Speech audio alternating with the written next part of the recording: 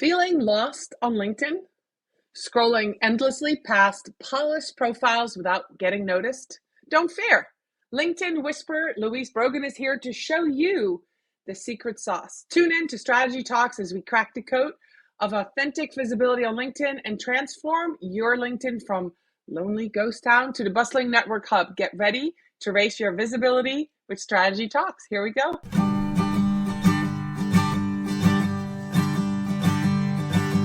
Let's strategize together. Let's hear it from an expert. Join the conversation, it's informative and free. You and me, let's talk some strategy.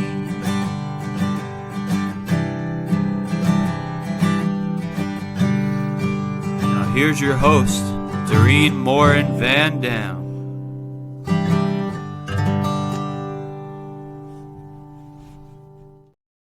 Hello, everybody. It's Tuesday, and it is Strategy Talks once more. If you watch this little clip, this little video, if you were listening, you would not have seen it, but it says guests from all around the world. And today's guest is from Northern Ireland. Last week I had a guest from Trinidad.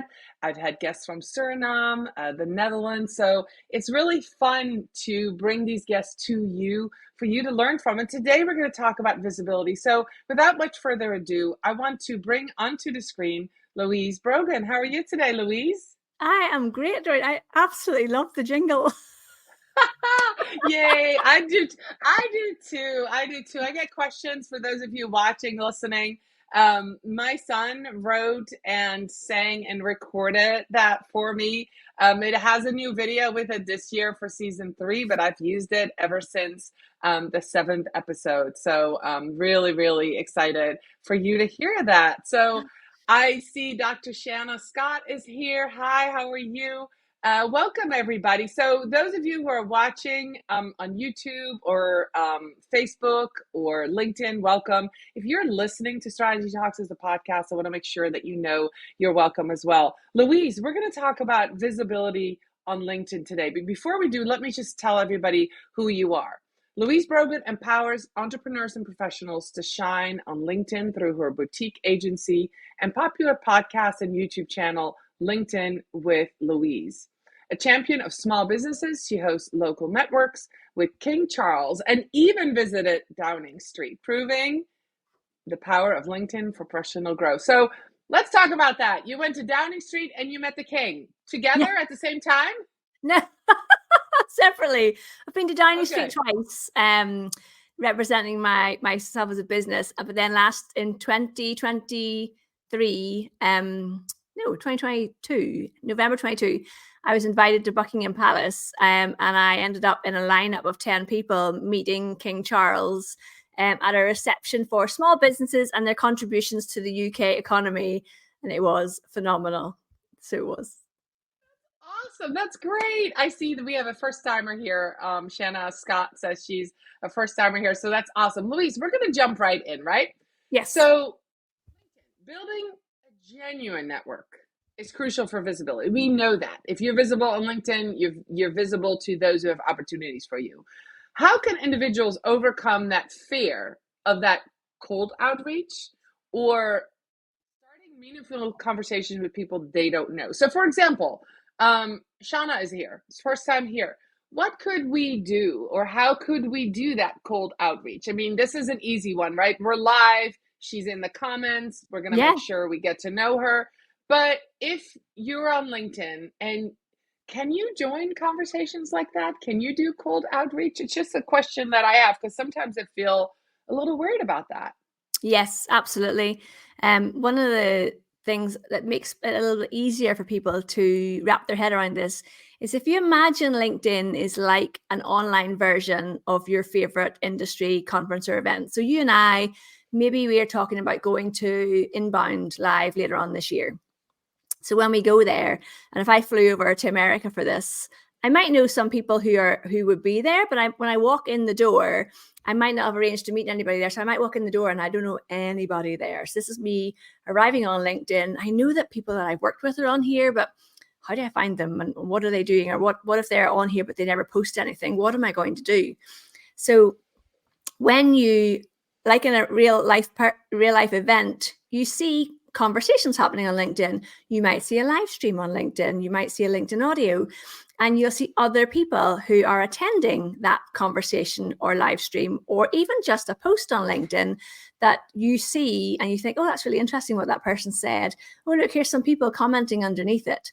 It's a very natural next step to say, oh, I really like Dr. Shannon, what you said in the comments when we were both watching Louise and Dorien on the live show. I'd love to connect with you. As in, if we were at the event in person and you and I are both in a massive hall and we're both listening to somebody on stage and you're sitting next to me, and afterwards I turn to you and I say, well, what did you think of that speaker? What did you think of what they said? Or, I thought that was really interesting how they talked about X, Y, Z. And all of a sudden, you're connecting with somebody and you're networking, and LinkedIn is no different. I think a lot of people think, oh, I have to go and connect with as many people as possible. But actually, it's far better and much more strategic to connect and build a small, mighty network of people who you like what they're posting about, you like having conversations with them, and they are interested in what you have to say on LinkedIn. That's far more powerful than just connecting with anybody and everybody and hoping that something you say lands with the right person. Okay, so you're saying, let me just rephrase it, that cold outreach is better if it's not 100% cold. So if you're actually meeting each other in the comments, or you have a mutual friend, or Yes. you've worked at a same place or something Yes. like that. And I love that that you talked about conference, because that's exactly what I would do if I walked into Inbound, which I have been there alone. I would look to a group of people who would be inviting and just kind of open their circle up so I can stand Yeah. with them, or somebody who's drinking a coffee by themselves and I'm like, hey, where'd you get the coffee? How is it? Kind of thing, where you have that conversation. So I love that. And how does that raise your visibility? So if you and I, if we go to LinkedIn and we see a post, and you can do cold outreach, because you could be going to LinkedIn looking specifically for someone who does something that you need help with.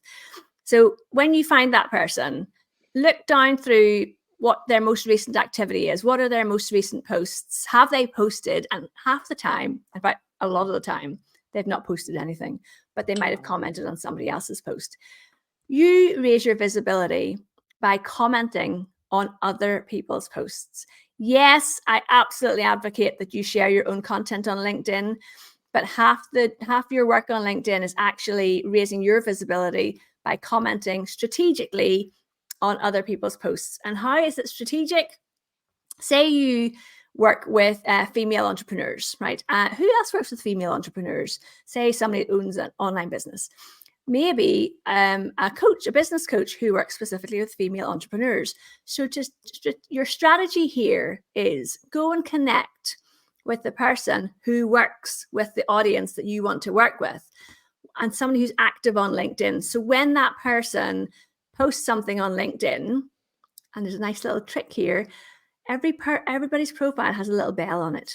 And if you go to that person's profile, on their introductory card, which is the bit at the top of their profile, it has their name, their headline, hopefully their banner image, not always. But on the right-hand side, you'll see a little bell. If you click on that bell, every time that person posts, you get notified. Then you go and you see what they've written their post about, and you leave a comment for it. And the people in that person's network will see your name and your headline. So your headline needs to be strong enough that people are interested enough to find out more about you. So I call having a clickable headline. So if your current LinkedIn headline is Louise Brogan, CEO, it's not very clickable. But if you say Louise Brogan, LinkedIn consultant and trainer working with professional services, and you think, oh, that's what I do, I'm interested to know more about Louise. Well, they don't just come across me. They find me through my activity on LinkedIn. So if we look at, say, somebody who coaches women in online business, and that's my target market, then if I'm commenting on their posts, you know that the people that coach is building their network of are going to see your profile. They're going to see your name and your headline, and they're going to click on your profile to find out more about you. Okay, so I love that commenting. Let's dive into that a little bit. What kind of commenting should we think about? Because right now, let's just put it right out there. There's a lot of AI bots commenting, and I'd heard about it. Have you seen that yet? It just happened to me the other day, not on my own content, but somebody in my network was talking about AI, about an AI tool.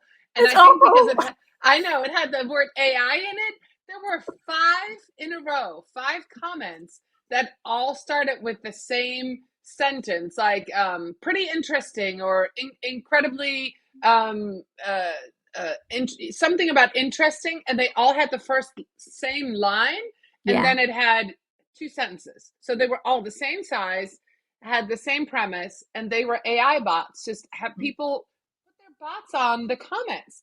Now that's not true engagement. So No. what should we comment? What should we not comment? Are there some rules, some strategies Yes. for getting seen in the comments? Yes, absolutely.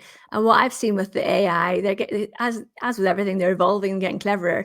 They are pulling out the key phrase, the key action, and the key location from your post, and they're saying, "Louise, it's lovely that you were engaging with so many small businesses at the House of Lords in London." And I'm like, "That was an AI bot. That's not a person. The person would say that. That's so weird." So what is a genuine comment? So if you think about LinkedIn as being a place to build relationships and have conversations, let's go back to our virtual inbound experience. We're walking in the door and I meet you and we fall over something or something and there's a bit of a joke. What would I say to you? It's the same thing. It's the same conversational type of post. So it might be, if you post something and say, "I'm really excited. I'm going to Tube Fest in England in May. I'm looking forward to this conference that's all about YouTube in England. Is anyone else going?" Well, then what would I naturally say to you? I would say, "Oh, I'm going to that too. Oh, that'd be really cool if we can meet up because, I've been following you on LinkedIn here." I mean, there's being strategic and there's being human, and if we can write posts, the goal for me on LinkedIn is to create content that sparks conversation. And what does conversation look like? It's really like a written down version of what I'd probably say if we were speaking in person. To a point, obviously, but it wouldn't be like, "Wow, see you there." You'd be like, "Okay." Well, what wow see you there does, that stops the conversation because Yes, it doesn't keep it going, right? yes, So it has to have a conversation where you're inviting the person to come back and yes. continue the conversation, Yes, correct? it could be, "Wow, see you there. Have you booked your flight?" Or, is it, or, "Oh, that's interesting. I didn't know about that. Is there who's speaking that I might know about? Or what's it about?" It is literally natural conversation. Now, it does, of course, it gets to a point where, do you remember there was a social media app? I can't remember what it was. One of the big social media apps where you had to have the last word, or else it said you hadn't finished your conversation. Oh, I can't remember yes. what that was. I think it was Facebook. I It think was it so was Facebook frustrating. Messenger. Yes. Facebook Messenger, because it was responses. And I'm a community manager, so Yes. and a social media manager. So I had at that point, I think, like 12 clients. Their Yeah. engagement rate would go down based on the messenger activity.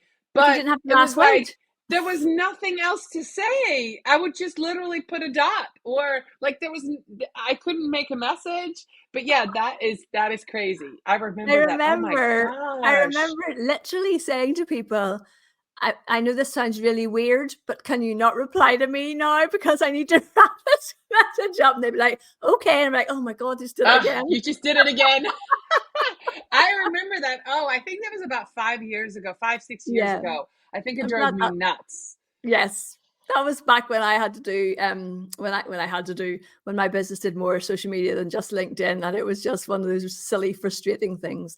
But all that being said, so I had done a post on LinkedIn recently. I got a lot of engagement on it. And I'm getting lots of people in the comments, and they're responding to everything. And it was a big podcast that I was on. That's what it was. It's got like 60 comments, and at this stage, I'm like, I know by my own rules, that strategically I want to respond to each person so that they feel they know that I've read their message. And I do want to, appreciate them responding to me, but I have run out of things to say. So I was just this morning, I was like 4 more comments I had no responses to. And I just thought, oh, breaking my own rules here. But thanks so much, Joan. Nice to meet you, Dorien. Well, I mean, but you should respond. So let's talk about the Facebook, because this brings me to the LinkedIn algorithm. Why is that a rule? Why should you respond? And what does that do to the algorithm? Is there anything, we're talking 2024, is there anything that you've seen shift in the last 6 months or year, or that you're expecting to shift going into this year? Carousels last year did well, but not the ad carousels, and polls are doing well. What are you seeing? Because we want to optimize, right? We want to, when we post something, we want to be seen. I have posted stuff, and if I have crickets after like 6 hours, I'm deleting it. I mean, is that a good thing? Like, what should we do? I tend not to do that, but so I did read something, and I'm always one of the key, if you are an expert in a particular area, and my expertise is in LinkedIn, that does not mean you stop learning from other people who are also operating in this space. And I saw a really interesting post this week, and I'm going to apply it, I think. And it said, don't tag people in your posts. Now, if you have to tag a person, so say you've got a guest in your podcast, of course you're going to tag them. But we still see people tagging multiple people in their posts. And this person saying, don't tag more than one person. And they said, don't put a link in your post. But I hate this kind of trickery, Dorien. I do too. Back an hour later and add the link in. I'm like, life is too short for me to do that. I may not have 150,000 followers on LinkedIn, but actually for my sanity, I'd rather just posted the link than think, oh, go back in an hour and add the link in. But basically less tagging of people in your posts, and no adding links. And I know that's not a new strategy, but I am curious to see whether it does actually impact the reach. Honestly, nobody knows what the algorithm does. And people who say they do are really telling porcupines, unless they actually work. They head up the team in charge of it, because even the people in the team, I'm sure, don't know what the left-hand side of the team's doing versus the right. I think the key thing is build an audience around you who actually care about what you're talking about. Post consistently around that topic. So if you follow me because you're like, oh, Louise seems to know about LinkedIn, I'm going to follow her for LinkedIn tips. And I start talking about how to become a speaker. Yes, that's something I do, but I don't talk about it on LinkedIn. I don't teach people how to become a speaker. My whole business is built around helping people get visibility on LinkedIn. So if I only really talk about LinkedIn and visibility on LinkedIn, then people are like, oh, okay, I like what she says. I'm engaging with her stuff. So they're going to show you more of my stuff again. If you follow me and I go off on a tangent and start talking about, and this happens every year for me around November, because that's when I'm really wearing my small business champion hats, and I talk a lot about small businesses. So I see a drop off in the content that I'm talking about LinkedIn, and I ramp up of the small business. So there is a wee bit of a disconnect for me there, but it's something I'm passionate about. So, that's just what I do.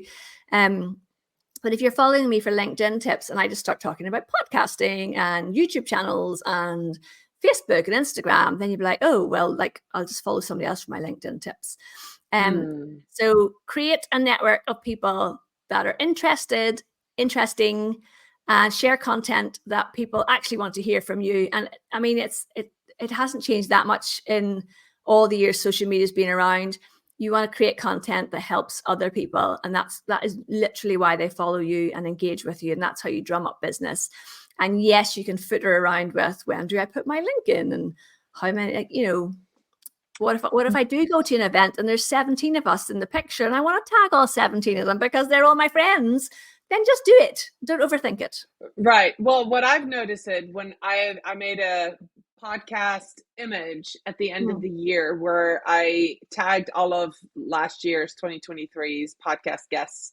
And while it had tons of comments and engagement, their reach was not very large because it just only stayed within. I recently did a post about speaking, which is why you and I were talking about speaking. and I tagged the organizers of some of the events, because a lot of people ask me like, hey, you're speaking in the UK, or hey, you're speaking here. How do you get these speaking gigs? So I was like, I'll just share it, because right now speaker season, like application Yeah. season, everything is open. And while there's a lot of comments and while a lot of people see it, the reach isn't, it doesn't go beyond my network because I Yeah. tagged people. I think that's what, if I reverse engineer what's happening with these posts, is when you tag a bunch of people, it stays within your network. But when you don't, LinkedIn like serves it to more people. That's what I have seen. I think you're right. And that makes a lot of sense in terms of what this other person was saying. You know, just, in fact, they were saying don't tag anybody. That makes a lot of sense, because I had a post, and it was a really strong post a couple of weeks ago. I wish I knew which one it was. I could direct people to it. And the views on it are so small. And I was like, this was like a really big deal, this post. But the views on it are really small. It was something about women supporting women. And I tagged like 4 or 5 women in admiration. And it has stayed within a really small reach, but it has got 40 or 50 comments. So I think we've just worked that out together. Yay! That's great. That's great. I'm writing down a timestamp. I've got to go send this out to everybody now. I really think, from what I've seen, because I don't tag a lot of people a lot of times. I don't do posts where I tag. I mean, the last one was in December, and now just recently one. I don't do that a lot, but those posts where you think that those would do really well have really just stayed within my network, and everything else it's open season. You know, LinkedIn will show it to more people. So very, very interesting. Good detective work. I know. So for like solopreneurs, entrepreneurs, small teams, how can we scale to do this, right? So you just said, oh, I don't have time to put links in the comments. How can we scale being consistent on LinkedIn? How can we create a strategy? Do you recommend, that's the second question, do you recommend somebody saying, well, you know, you have a marketing strategy, then you have a social media strategy, and then under that needs to live your LinkedIn strategy? Is that what you recommend, or is it be part of your social strategy? So, well, the clients we work with, the only social media they're doing is LinkedIn, for the most part. Which actually, I was at an event last week in London, and there was a marketing strategist, a friend of mine, chatting to another at a small business, and she had mentored this small business, and the small business owner said, the best advice you gave me was to focus on one platform, and it saved so much time because I'm not worrying about the other ones. And Jess, you could literally see the weight coming off her, you know, lifting the load off her. So there is, you know, best advice and biggest reach and do all this and all these platforms. And then there's also the mental load of actually, where are my clients? Are they on Instagram? Then I'm just going to do Instagram. Are they on LinkedIn? Then I'm just going to do LinkedIn. And that just shortens up so much time for people. Now, if you're a solopreneur, you've thought, right, okay, Louise, I'm going to go for LinkedIn. I think this is where my clients are. I think this is where you can use AI to your advantage. So you can go to something like ChatGPT and you can say, okay, I want to talk about how to use LinkedIn for business. And like, I know my stuff, but that doesn't mean that I know strategically what content I should be sharing on LinkedIn. So can I please have 6 ideas of content to share on LinkedIn across the next 3 months? And it'll give you like a list of things. Now, do not then ask it to write your posts, because they are truly awful. And in my opinion, truly awful. But you take it as a first step, and then you can go and create posts from it. But the key here is, say, if you say next 3 months, that is 12 weeks, and Louise is saying 6 ideas, that's not very much.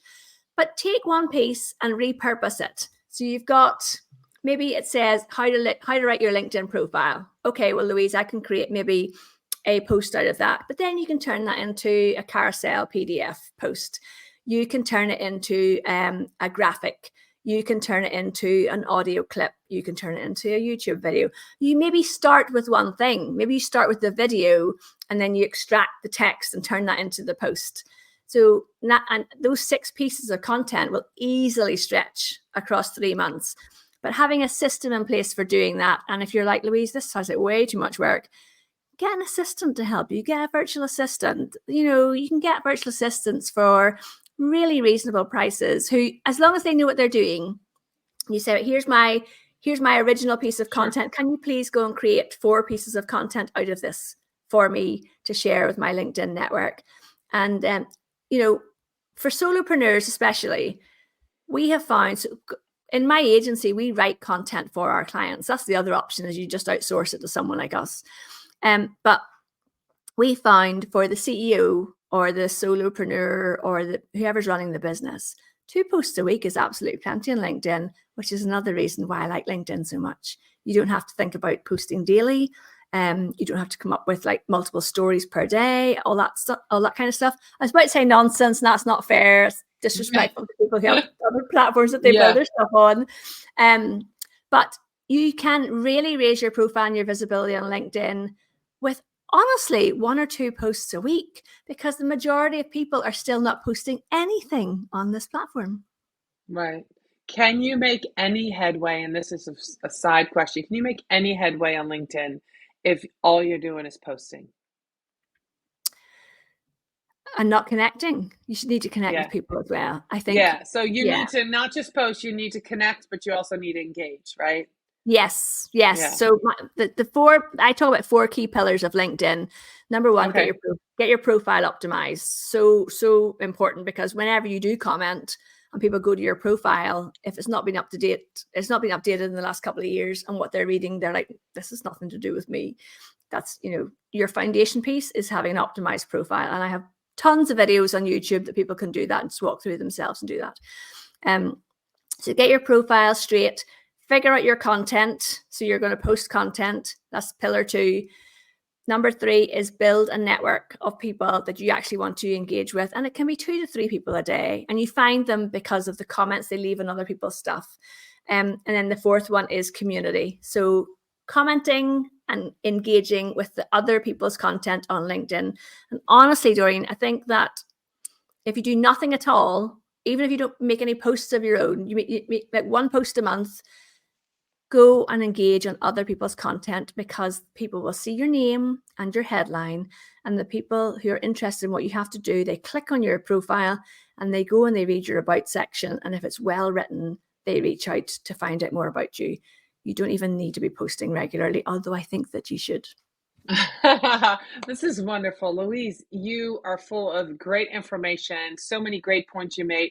How can people connect with you? Where do you want to direct them? Do you want them to connect with you on LinkedIn or YouTube, or both? Or both, yeah. So it's Louise Brogan everywhere. Websites even call it louisebrogan.com. I have a free download that people can get when they go over there, that helps you figure out what you should be doing on a weekly, daily basis on LinkedIn. But connect with me here on LinkedIn and send me a message and say you heard me on the Strategy Talk Show. Okay, so and then if you want to see and hear Louise speak and myself speak, come to TubeFest in the UK, Birmingham, May 23rd. Both of us will be speakers. We're talking video. I'm going to talk about this show, Strategy Talks, and how you as a small business owner can grow your business using a show like this. What you can learn from that, the lessons I've learned in the last 2 years. Louise, what will you be speaking about? I'm going to talk about how I have generated a lot of business and revenue through my YouTube channel, which is about LinkedIn, and how I'm getting found by really highly qualified clients through the content I'm putting out on YouTube. So it's all about business strategy on YouTube versus I'm not professional YouTuber. Go and see the guys who talk about how to build a video properly. Sure. For that. Sure. Awesome. Well, I appreciate you being here with me, Louise. It was fantastic. You and I met once at Social Media Marketing World, and now we're going to meet again this year. I'm so glad you were on Strategy Talks today. Thank you for those of you who were here in the comments. Thank you for those of you who are listening to Strategy Talks as a podcast. I'll be back next week with another episode of Strategy Talks. Thank you so much for watching and listening, everybody. Bye. Bye.